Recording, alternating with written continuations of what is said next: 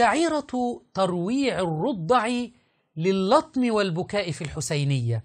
أثبتنا في حلقات عدة تشابه شعائر الشيعة بالشعائر الهندوسية والبوذية والنصرانية واليهودية وغيرهم، واليوم هذه الشعيرة لم نرها في أي ديانة أو أي وثن يفعلها إلا الشيعة رأيناها عندهم، وهي أن يأتوا بطفل رضيع يحاول إبكائه في الحسينية من أجل أن يبكون على بكائه. شاهدوا.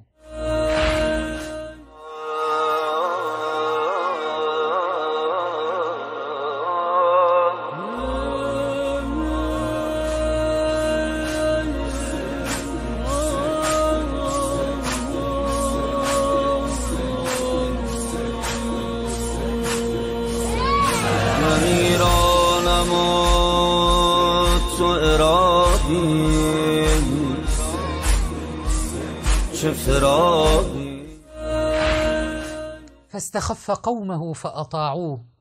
شعائر حسينية أم وساوس شيطانية؟